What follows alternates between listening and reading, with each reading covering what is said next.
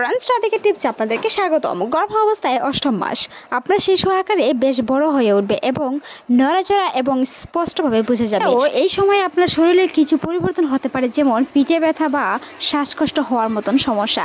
নিজের যত্ন নিন, বিশ্রাম নিন এবং স্বাস্থ্যকর খাবার অবশ্যই খেতে হবে সেই সময়টাতে।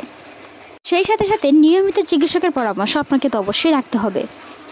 রিপোর্টের মাধ্যমে নিয়মিত চেক আপ, গর্ভাবস্থায় এই পর্যায়ে নিয়মিত চিকিৎসকের পরামর্শ এবং শিশুর স্বাস্থ্য পর্যবেক্ষণ করবেন এবং এই সময় প্রয়োজনীয় পরামর্শ অবশ্যই ডক্টরের সাথে করে নেবেন এবং প্রয়োজনীয় চিকিৎসক এবং প্রয়োজনীয় চেক আপ অবশ্যই আপনাকে করতে হবে। তাছাড়াও গর্ভাবস্থায় 8 মাসে আপনার গুরুতর কিছু ফল বা সবজি খেতে হবে। তার মধ্যে রয়েছে স্বাস্থ্যকর খাবার গ্রহণ করা। গর্ভাবস্থার প্রথম থেকে সুষম পুষ্টিকর খাবার খাওয়া খুবই গুরুত্বপূর্ণ, তবে গর্ভাবস্থার 8 মাস থেকে সুষম পুষ্টিকর খাবার খাওয়া উচিত। সেই সাথে সাথে প্রচুর পরিমাণে ফল, সবজি এবং শস্য প্রোটিন জাতীয় খাবার গ্রহণ করা উচিত। ফাস্টফুড এবং তেলাক্ত জাতীয় খাবার অবশ্যই এড়িয়ে চলতে হবে সেই সময়টা থেকে।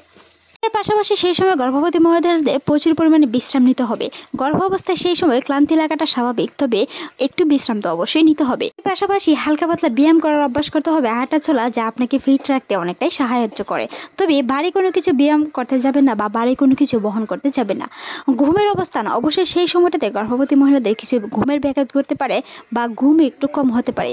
বাম দিক কাত হয়ে শোয়ার চেষ্টা করুন, এটি আপনার এবং আপনার শিশুর জন্য আরামদায়ক হবে।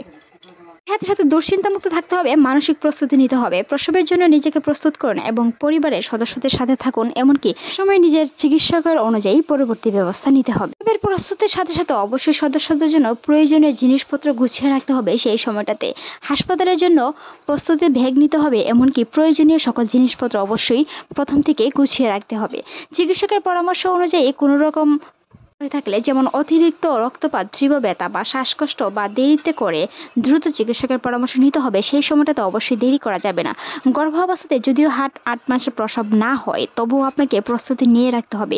মনে রাখতে হবে আপনার মাসিক ডেটটি আগানো হতে পারে, পিছানো হতে পারে। সেটি যদি আপনার সঠিকভাবে মনে না থাকে, তাহলে কিন্তু মাস হিসাব করলেই চলবে না। গর্ভাবস্থায় সেই সময়টাতে বাচ্চার ওজন দ্রুত বৃদ্ধি পায়। গর্ভাবস্থার অন্যান্য মাসগুলোর মধ্যে গর্ভাবস্থার 8ম মাসে শিশুর ওজন সাধারণত দ্রুত বৃদ্ধি পায়। 2 থেকে 2.5 কেজি পর্যন্ত হতে পারে, এমনকি 4.4 থেকে 5.5 পাউন্ড পর্যন্ত হয়ে থাকে। সেই সময়ে শিশুর দৈর্ঘ্য প্রায় 18 ইঞ্চি থেকে 46 সেন্টিমিটারও পর্যন্ত হতে পারে। তবে প্রতিটি শিশুর বিকাশের হার ভিন্ন হতে পারে, তাই এই ওজন এবং দৈর্ঘ্য স্বাভাবিক সীমার মধ্যেই, এমনকি তার ভারসাম্যও হতে পারে। গর্ভাবস্থার 8ম মাসে শিশুর বিভিন্ন শারীরিক পরিবর্তন ঘটতে পারে। সেই সময়টাতে শিশুর ফুসফুস পরিপাক্য শুরু হয়, এমনকি টেঠন নামের একটি পদার্থ তৈরি করে, যা জন্মের পর ফুসফুসে সংকুচিত হতে দেয় না। শিশুর ত্বক ও মোলামেলার মতো হতে থাকে, এমনকি চুলেরও বৃদ্ধি ঘটে সেই সময়টাতে শিশুর মায়ের পেটের মধ্যে আরো বেশি জায়গা করে নিতে শুরু করে, যার কারণে নড়াচড়া কিছুটা সীমিত হতে পারে। তবে তা নিয়ে দুশ্চিন্তার কোনো কারণ নেই। শিশুর বিকাশের সাথে সাথে সেই সময় গর্ভবতী মহিলারও কিছু পরিবর্তন দেখা দিতে পারে। পেট আরো বড় হবে এবং ওজনও বৃদ্ধি পেতে পারে দ্রুত। সেই সময়টাতে শ্বাসকষ্ট হতে পারে, কারণ জরায়ুর উপরের দিকে চাপ দেয়। কিছু ক্ষেত্রে হালকা ব্যথা ও অস্বস্তি অনুভব হতে পারে সেই সময়টাতে। গর্ভবতী মায়েদের জন্য সেই সময়ের সুষম খাবার এবং পর্যাপ্ত পরিমাণে বিশ্রাম নেওয়াটা খুবই জরুরি। ডাক্তারের পরামর্শ অনুযায়ী ভিটামিন এবং অন্যান্য পুষ্টিকর খাবার সেই সময়টাতে গ্রহণ করতে হবে, এমনকি সেই সময়টাতে হালকা পাতলা হাঁটাহাঁটি করার চেষ্টা করুন, যেটি আপনার পরবর্তীতে নর্মাল ডেলিভারিতে অনেকটা সহায়তা করবে।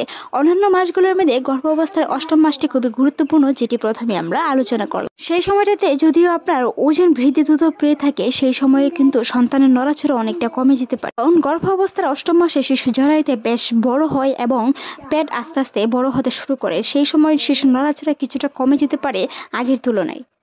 দুশ্চিন্তামুক্ত থাকুন। একজন মা দুশ্চিন্তামুক্ত থাকলে সুস্থ শিশু জন্মদানের পরিকল্পনার প্রস্তুতি সঠিক হবে। ভালো থাকুন, সুস্থ থাকুন, রাধিকা টিপসের সাথেই থাকুন। সেই সাথে আপনার মূল্যবান মতামত জানাতে অবশ্যই ভুলবেন না। আমাদের ছোট্ট চ্যানেলে সাবস্ক্রাইব করার অনুরোধ রইল।